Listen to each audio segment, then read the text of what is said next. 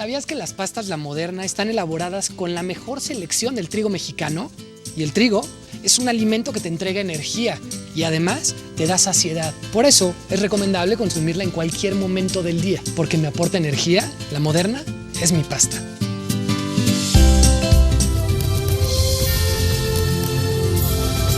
Librería Buena Prensa presenta.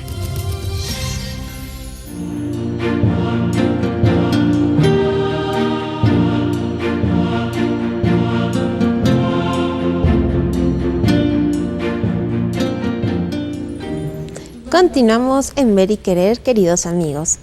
El próximo viernes 14 de febrero será ya miércoles de ceniza, pero también será la memoria del santo patrón de los novios, de los enamorados y de quienes se quieran casar.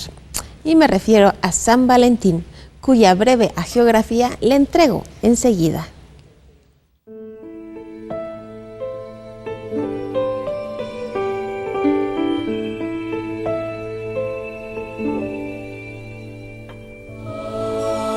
Se dice que San Valentín es el santo patrono de los enamorados, pero es mucho más que eso.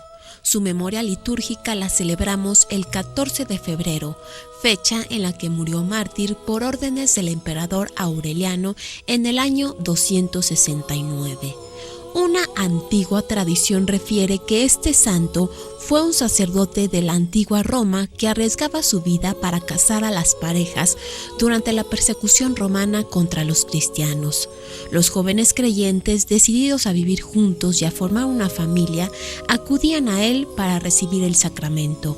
Finalmente fue descubierto por la autoridad pagana y hecho prisionero. Durante su cautiverio evangelizó a Julia, la hija del carcelero, una chica ciega a quien le obtuvo de Dios el milagro de recuperar la vista.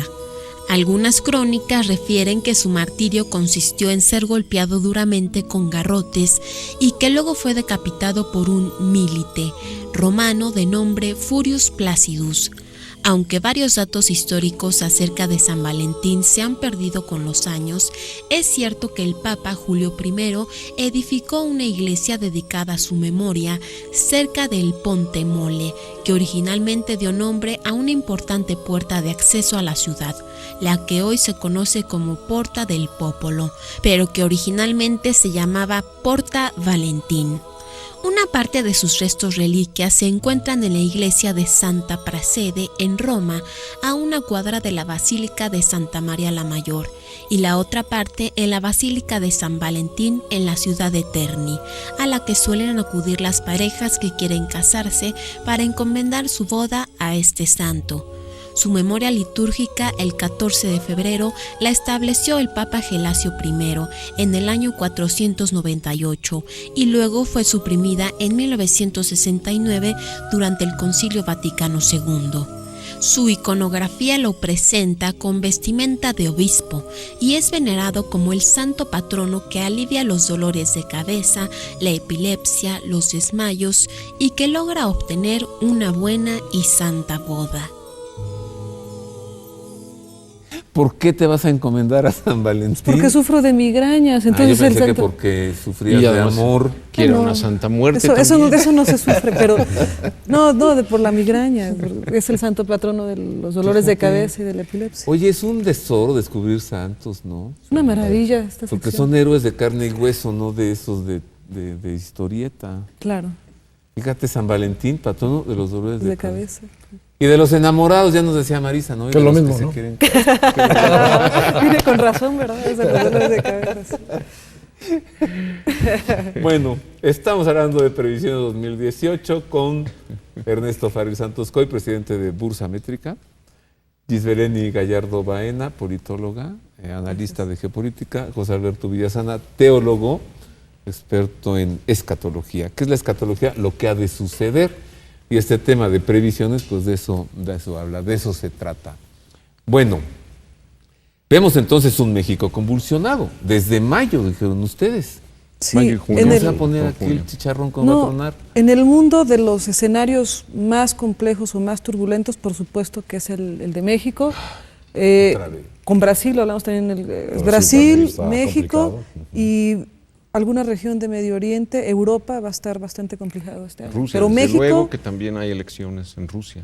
pero menos Sí. complicadas que... Han intentado Soros y compañía reventarle una primavera árabe en Moscú.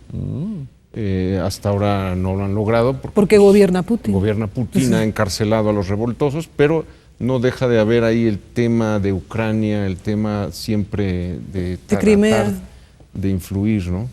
Y luego, bueno, pues todo lo que tiene que ver con el Russia Gate, que en Estados Unidos se ha tomado como excusa para amenazar a Trump y desviar la atención del Pizzagate, y Trump, mandándole un mensaje al director del FBI, despidiendo a su mano derecha y diciéndole, pues, bájale a esto porque el siguiente eres tú. Entonces, eso impacta en México también y en el resto de las naciones que menciona Gisbelén. Sí, se traslada este conflicto en Estados Unidos y en estas regiones como Gran Bretaña, Unión Europea, se traslada, por supuesto, a países como México y Brasil también. O sea, Brasil va a estar muy complicado este año junto con México. ¿En qué? En materia política y por supuesto que se traduce en materia económica, porque Brasil es el sostén económico, pues, de toda Sudamérica, ¿no? Es el gigante económico sudamericano y está impactando, está golpeando muy fuerte a Uruguay, está golpeando menos fuerte a Argentina, pero sobre todo políticamente va a estar muy convulsionado porque como se traslada el conflicto a México, igual se traslada este conflicto entre New Establishment y Old Establishment, se traslada a Brasil. Va a estar muy complicado Brasil y va a estar también complicado México. En ambos países hay elecciones presidenciales, donde actualmente hay un presidente interino, ¿no? Por así decirlo, en muchos sectores visto como un usurpador en Brasil. Va a estar muy complejo Brasil. ¿Y Venezuela? Venezuela, o sea, Venezuela ya vivió una tragedia humanitaria, Ernesto. Yo podría pronosticarte que estamos relativamente cerca de un golpe de Estado militar. En Venezuela. En Venezuela. Ya las cosas son tan graves que no habría que descartar un escenario de ese tipo. Pero lo que ocurrió en Venezuela es que Maduro jugó de forma inteligente y le apostó al cambio, a la transición política en Estados Unidos, al cambio de establishment en Estados Unidos, y se alió con quien ganó, no necesariamente en Estados Unidos, pero con los nuevos aliados de Washington, que son Venezuela se alió de forma inteligente con Irán y a través de Irán Pero con ¿sabes Rusia. qué es de miedo? Ver que el pueblo no cuenta. O sea, todo Sí, esto que ha sucedido en Venezuela, ver que no tenían medicamentos, que se quedaban Y muertos sigue en los ocurriendo. hospitales, porque no era Alimentos. una cosa que darles, no. Y ver que finalmente Veracruz, el pueblo... ¿no? ¿Cómo qué? Como Veracruz. Ver que el Con pueblo mucho no petróleo cuenta, y sin medicina. Y sin medicinas ni... y salen Y a la rateros, calle sí. y se manifiestan y nadie sigue- les hace caso, ¿no? Pero políticamente Maduro se fortaleció con el cambio político Bueno, en pero Estados ni la Unidos. OEA. Digamos que en esta confrontación, quien pierde la confrontación entre Venezuela y la OEA es la OEA. ¿Por qué? Porque también salen los demócratas del poder y digamos que un aliado importante de la OEA es el Partido Demócrata. ¡Zas! A ver, Cuando ya no hay comida, Pero la situación es muy grave en Venezuela, es grave en Venezuela. Toma un segundo aire Maduro con el cambio político, pero sigue siendo grave la situación y hay momentos que que se convierten en situaciones insostenibles, ¿no? la semana pasada hablábamos, revisando la economía mundial, de un crecimiento de 7% en la India. ¿Y México cuánto? oficialmente 2.3. Dos, o sea- Me parece que está un poco inflada esa cifra. A ver, México 2% de 2%, crecimiento, la India 7%.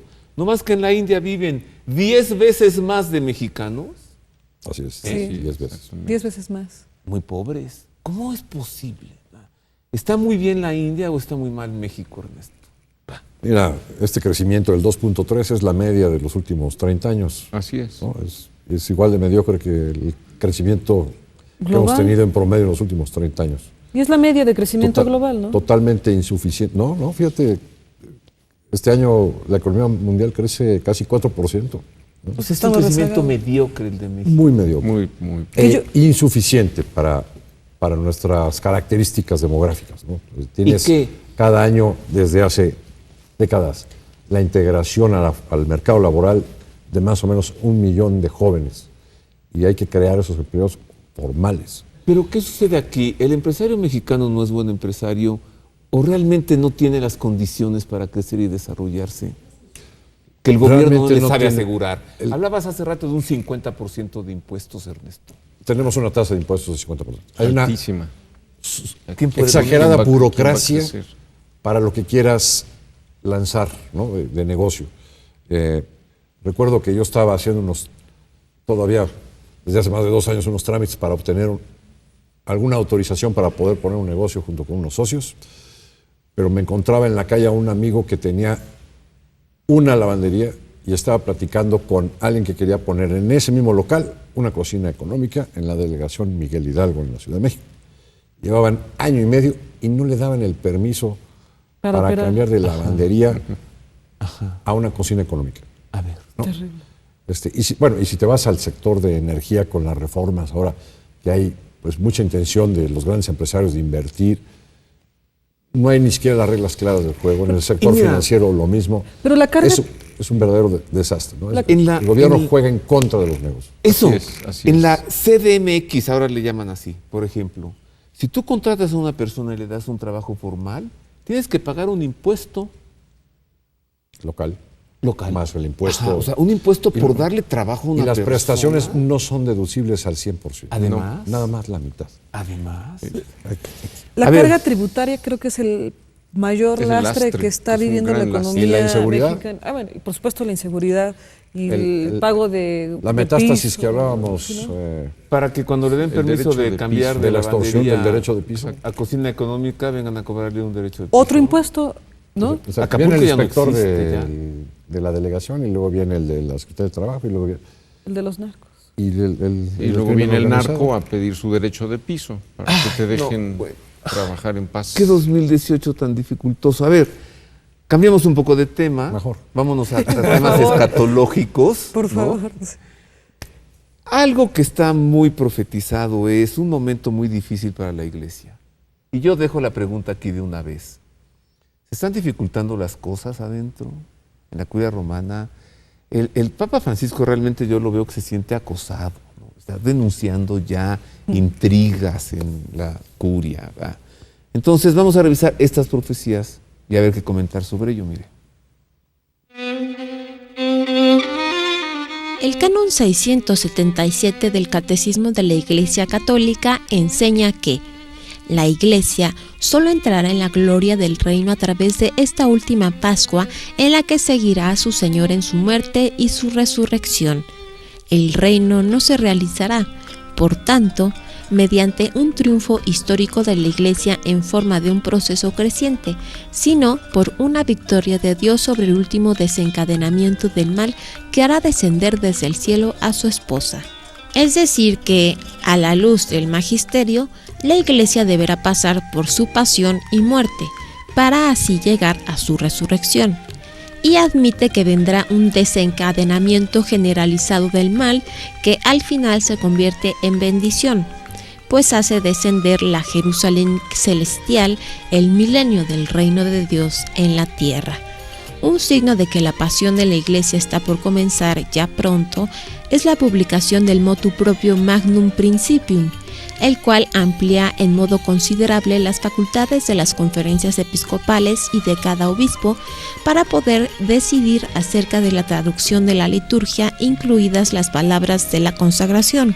La gravedad del documento consiste en que pone como base de esa decisión un proceso de descentralización de la Iglesia que va en contra del primado de Pedro e incluye la liberación litúrgica total, sin las restricciones canónicas que limitaban los abusos o excesos, cosa que provocara una severa anarquía doctrinal. En Alemania y Milán se ha comenzado oficialmente la celebración semanal de misas ecuménicas, en las que se otorga la comunión a católicos y a no católicos indistintamente. En consecuencia, el 5 de noviembre de 2017, un cardenal y un obispo levantaron la voz públicamente declarando que la intercomunión promovida por Roma no es admisible por atentar gravemente contra la Eucaristía. La liberación en materia litúrgica causará, sin lugar a dudas, que este cisma se vaya pronunciando rápidamente al punto de que podría intervenir el Papa Emérito Benedicto XVI para tratar de clarificar acerca de este asunto. En efecto, pues no es sabido, es evidente, ¿no? 2018 pudiera ser un año de problemas para la sede apostólica, personalmente para el Papa. Comenzaron las dubias, los cardenales, luego las censuras en torno a herejías que ha hecho. Hay obispos que rechazan a Amoris Laetitia, el Papa se siente acosado con sus propias palabras, está denunciando intrigas ad intra, ¿no? ¿Qué pudiera pasar en el 2018 en la Iglesia? En México estamos estrenando arzobispo. Así es. El cardenal así Carlos Aguiar. ¿Cómo lo ven? Sí, bueno, lo que menciona la nota es muy cierto. Hay esta división en cuanto al tema de la intercomunión, en donde hay esta corriente que quiere incluir a luteranos y protestantes en la Eucaristía, y hay obispos cardenales diciendo eso no es posible porque ellos no creen en la presencia real de Cristo en la Eucaristía. Y está el tema de el capítulo 8 de Amoris Laetitia, que por cierto, uno de los que aparecen ahí en esa nota, Monseñor Schneider, hay un instituto laico teológico católico que le ha pedido que lidere la convocatoria de un sínodo imperfecto para deponer a Francisco. Veo muy difícil que vaya a suceder eso, o sea, que se dé este sínodo imperfecto para deponer a Francisco. Eso ya sería mucho. Sí, pero no deja de ser llamativo el que se esté dando esto. Eso es lo importante, que hay este descontento, hay este enfrentamiento interno doctrinal.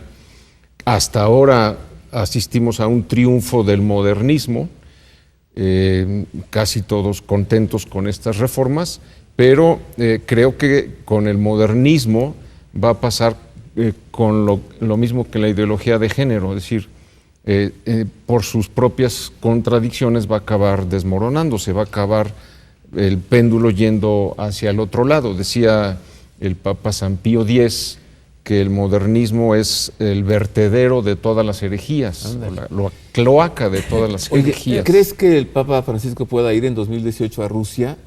Vladimir Putin ya ha ido varias veces al Vaticano. Ha ido varias veces y lo ha invitado, pero yo lo veo, no lo veo. Yo lo veo complicado por el tema de los ortodoxos, que son muy celosos también. Pero hicieron una declaración conjunta, pero Kirill y Francisco en La Habana. Es siempre complicado que el Papa vaya y entre a su territorio. Pero Francisco no quería firmar esa declaración conjunta, o sea, lo obligaron por un tema político que tenía que ver con Siria. Y él no le quedó de otra más que firmar. Y fue en territorio neutral, que fue en Cuba, ¿no? Se sabe que el patriarca Kirill y en general la Iglesia Ortodoxa está muy a disgusto con este apoyo que ha habido en la Iglesia Católica, en la cúpula, hacia las uniones homosexuales, los divorciados vueltos a casar. Lo ven muy mal. ¿Crees que 2018 se entregue ya el resultado de la investigación sobre el asunto del caso Medjugorje? Que abrió la investigación del Papa Benedicto, puso al cardenal Camilo Ruini al frente, terminó la investigación, se entregó, pero no hay un pronunciamiento. Sí, debería de ser, debería de entregarse ya ese resultado. Y otro tema para este año 2018 que está ahí candente, a punto de explotar, es todo el movimiento de Trump para mover la embajada a Jerusalén, que encaja, digamos, con las profecías de tanto Isaías como Ezequiel, y que va a provocar que otros países quieran hacer lo mismo. Wow. Y ahí el Vaticano se va a quedar entre la espada y la pared, porque ¿qué postura va a tomar el Vaticano? Ahora, Jerusalén es judía, Tel Aviv es sionista. Aquí hay también ya... Y es musulmana y es cristiana. Wow, entonces, ¿cómo es que nombran capital de Israel? Y tiene que ver con la familia de Trump, que es judía, no es sionista, es judía. Su hija está casada con Jared Kushner, quien es un muy reconocido judío ortodoxo, que por ahí también podríamos ligar el traslado de la embajada. O sea, entonces sí, es de miedo ver que un jefe de Estado con tanto poder como tiene un yerno judío, hace estas cosas, ¿no? O sea, en la geopolítica puede entrar así un nepotismo de ese tamaño. Hacemos otra pausa, es breve. Regresamos para hablar de esto. Factor Trump. Volvamos con este tema, ¿no? Que va a estar tú encantada con ello. Sí, una pausa y volvemos con más de las previsiones 2018.